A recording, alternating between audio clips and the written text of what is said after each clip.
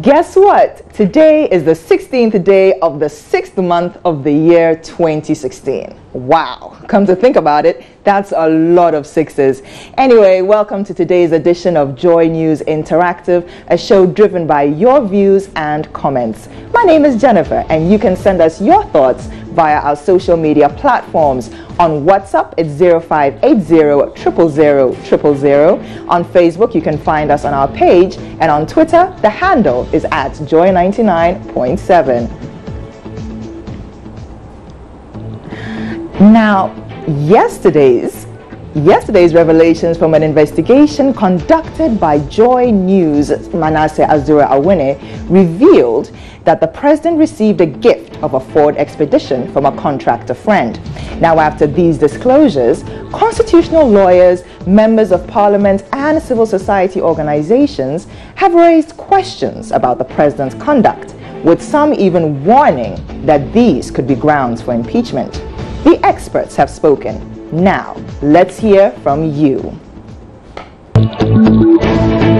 No, provided the motive behind the gift.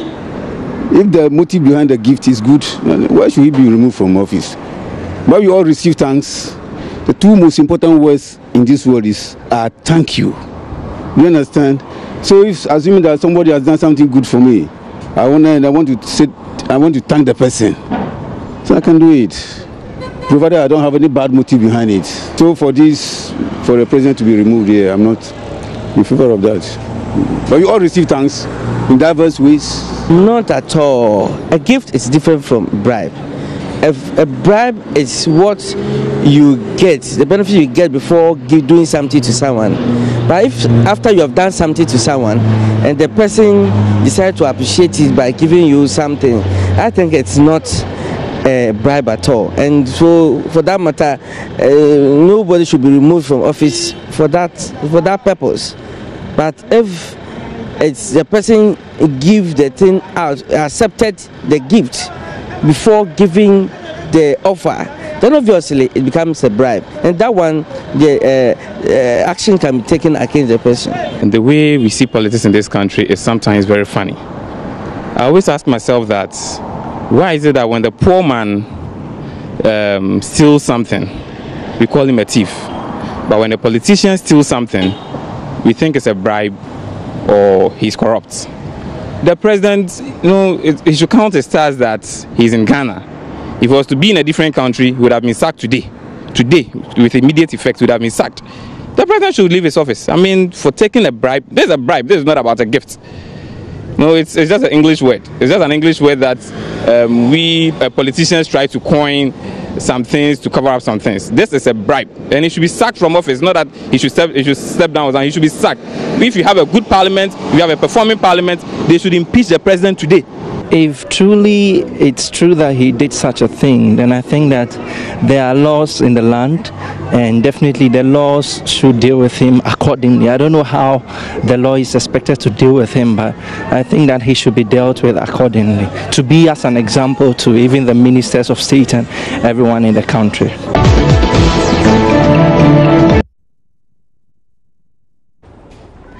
So those were some of your views from the streets of Accra, whether, it's simply a matter of nomenclature. Is it a gift? Is it a bribe? Whatever it is.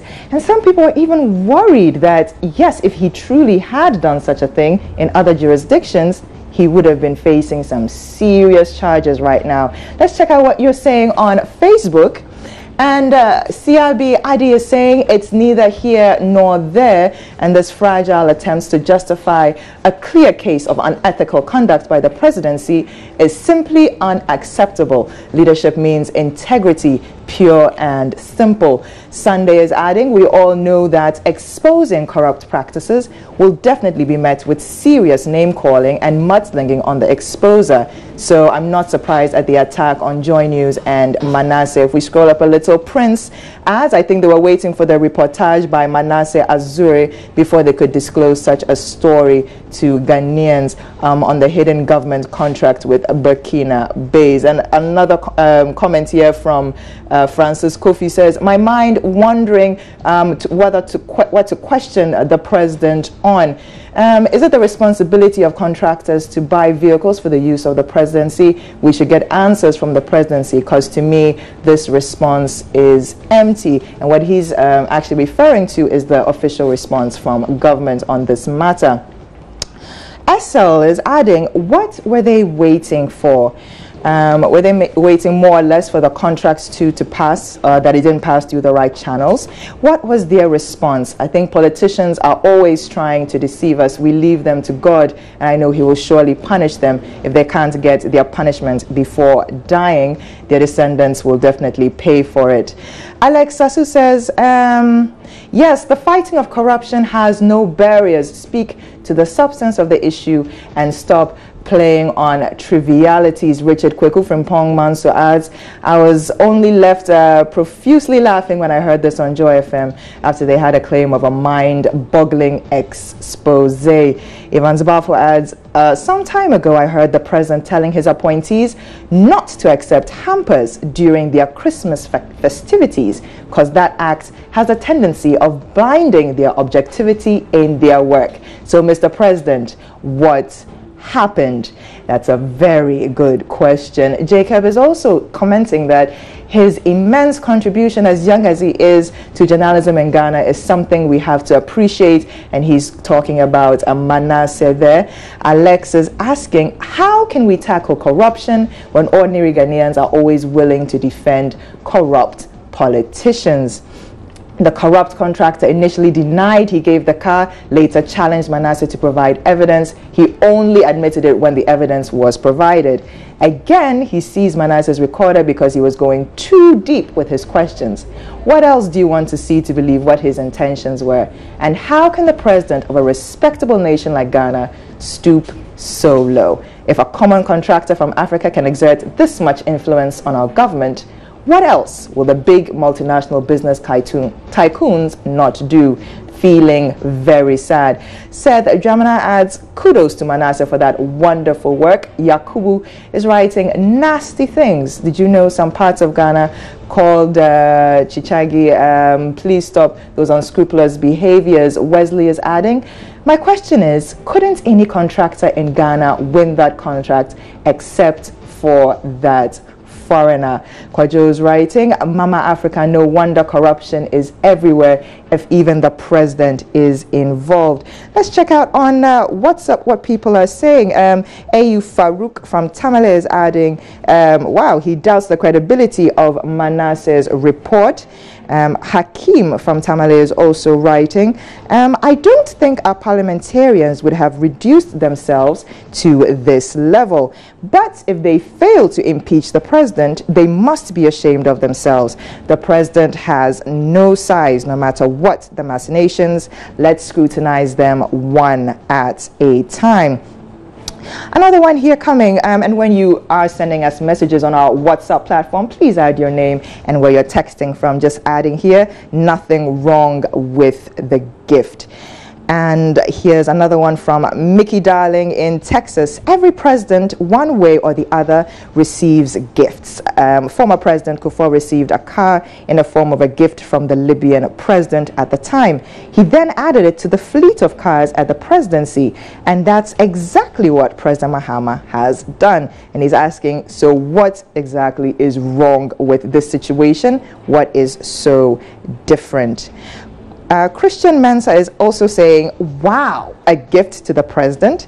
Interestingly, I was not surprised when I heard the news, because we are in Ghana, and in Ghana, everything is assumed normal. You're still on Joy News Interactive, and we're talking about, you know, the president receiving the gift of a Ford Expedition from a Burkinabe explorer. It was described as a gift. Civil society, constitutional lawyers, and just on everybody that we spoke to on the streets is also saying, there's something a bit fishy about that. So let us hear from you via our social media platforms, WhatsApp, Facebook, and Twitter. Our WhatsApp line is 0580 000 000. But let's move on to another really big issue today. Today is the International Day of the African Child, and it's a day established by the Organization of African Unity to honor the school children who lost their lives in the 1976 Sharpeville massacre in South Africa. Now, in Ghana, many children's childhoods are cruelly ended when their parents sell them into slavery. Tragic, but we wanted to find out from you. What do you think should be done to parents who sell their children? I'll be very glad if I had the chance to meet a parent who is into this kind of art. What kind of parent is such a person? Because as a mother or father, I don't think would allow a child to be sold into slavery. Days of slavery is over. Those people need some psychological advice. Yeah, because as a parent, it's weird looking at pregnancy, taking care of your child, and you just give the person into slavery. This is not about imprisonment or something. They need psychological attention.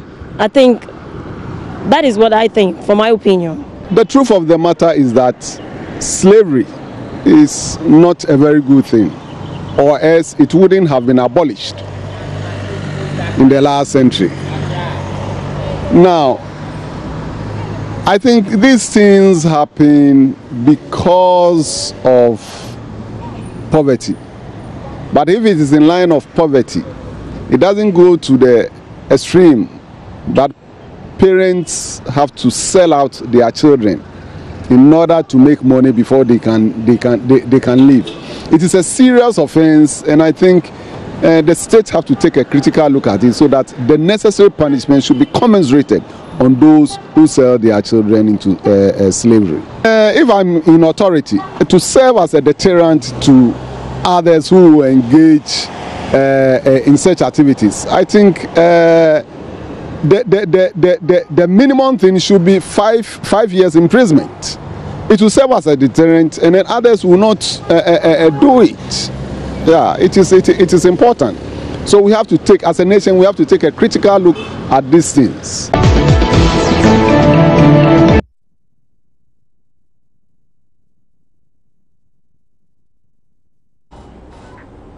So those were some of your comments concerning what should be done to children, what should be done to parents who sell their children for either monetary gain or for reasons of poverty. Just a couple of your messages here on WhatsApp.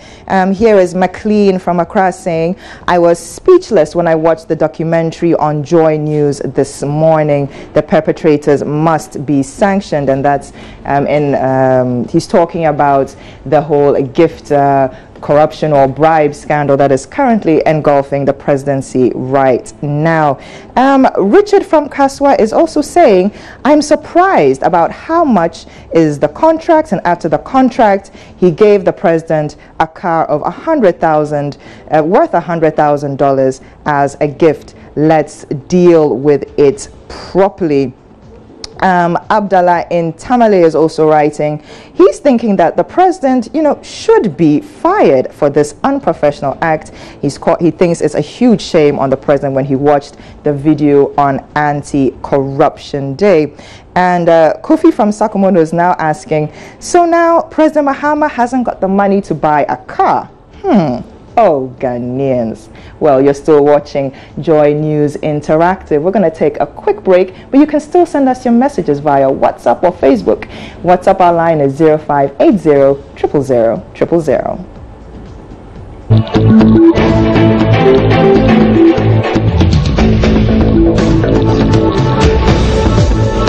So you're still on Joy News Interactive on the Multi-TV News channel.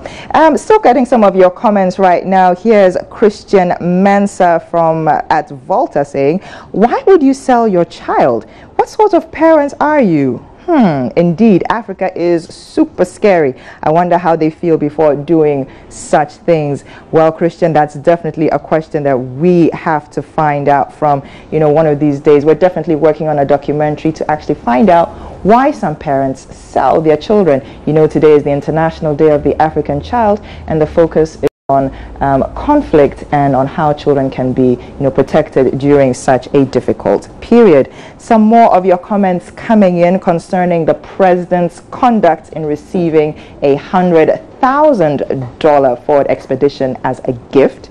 Here is Mickey Darling again, says the state must enact laws, to deal with parents with such a disgusting attitude. So Mickey's actually talking about the parents who sell their kids.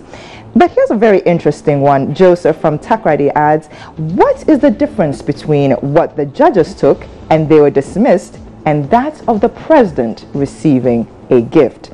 These and many others are questions that people have been asking constantly since the documentary was aired yesterday on the Joy News channel. And here's another comment.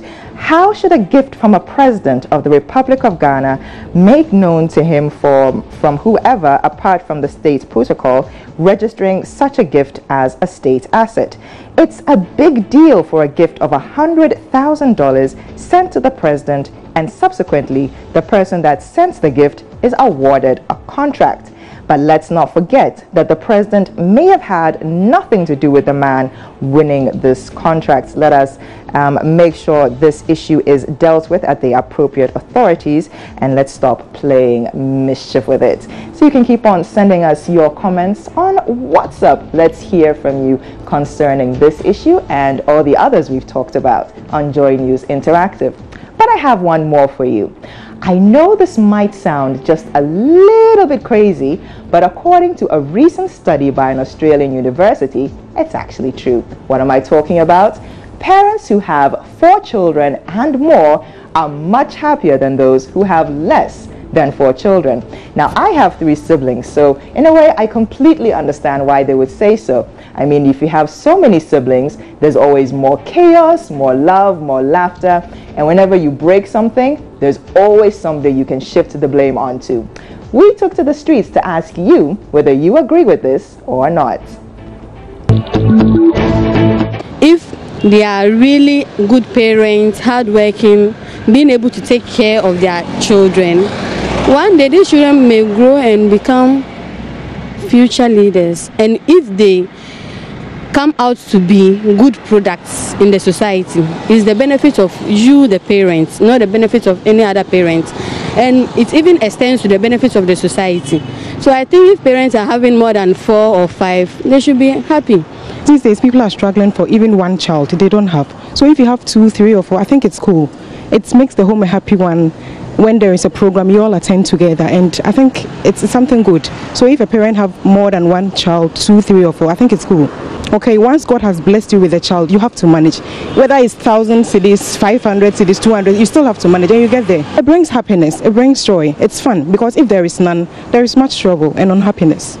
I think it's cool if you have more than 1 child. Actually, I don't think so, but in the other way around, I think they benefit more than those who are having only 2. Because especially now, when you look at the economic, the way things are going, when you're having only 2 kids, I think you can take good care of them. But when you are having more than that, and things are not easily going well as the way we do expect, so now I think when you're having only 2 kids, it's better than more.